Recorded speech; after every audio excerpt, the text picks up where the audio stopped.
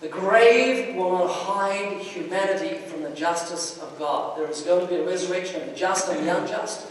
And if you follow your reason that God has placed within your heart, you'll know it's right that God should punish murderers, rapists, when people get away with murder. Does God have no sense of justice? It makes sense that there should be a time of retribution. But God is so just and so righteous. He's not only going to punish murderers and rapists, He's going to punish thieves and liars and fornicators and adulterers and blasphemers. Oh, it's a fearful thing to fall into the hands of the living God. And death and hell were cast into the lake of fire. This is the second death. And whosoever was not found written in the book of life was cast into the lake of fire.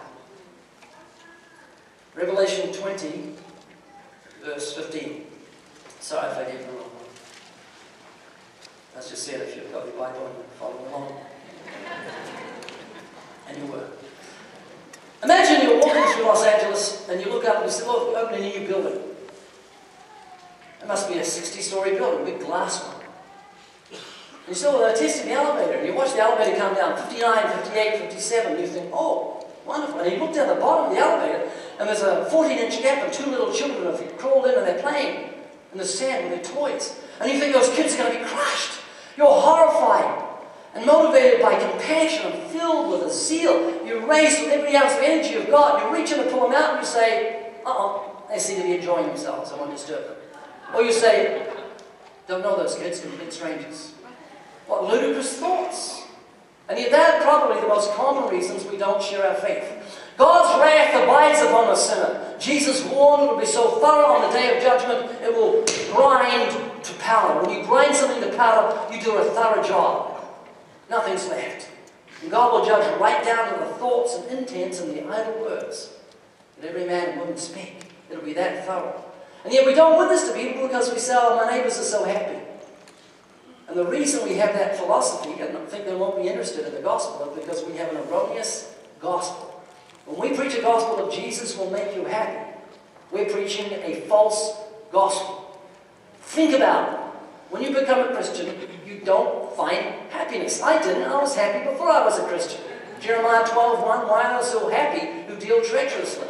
I was enjoying the pleasures of sin for a season. When I became a Christian, I had to stop enjoying the pleasures of sin for a season. Suddenly all hell was let loose with me. Tribulation, temptation, persecution. If you think Jesus makes you happy, read Fox's Book of Martyrs for your nighttime reading.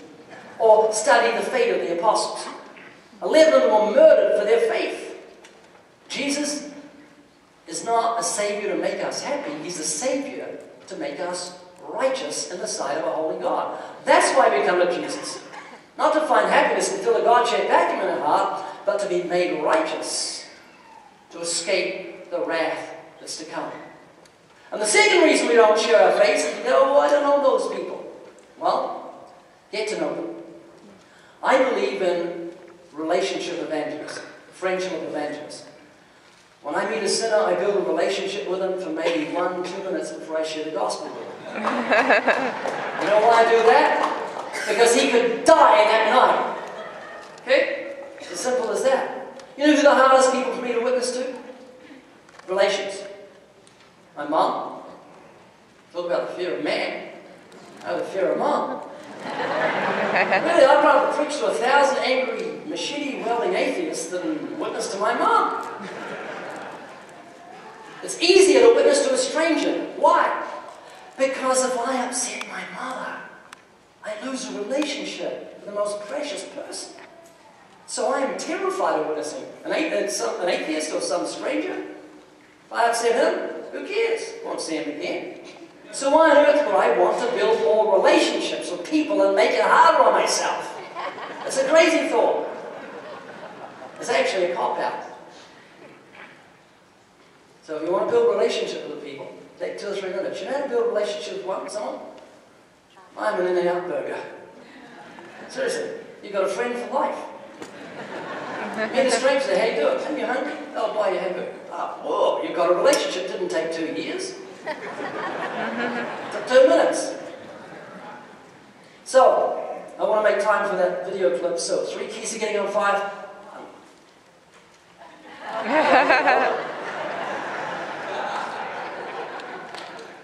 1.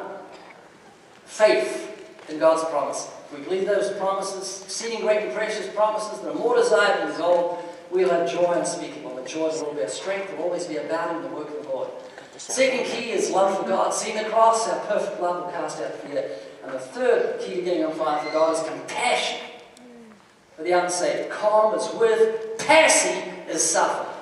If we're saved, we're born of the Spirit, and God's love dwells within us, we will have a love, a compassion, and empathy for those who are destined for hell, but for the grace of God. Okay, I'd like to see a little video clip. Last Saturday I got out on the beach with the team, Scotty and Carol and others come, and we preach the gospel. And I run around with this little camera recording witnessing sessions, and no one's seen this before. It's just been produced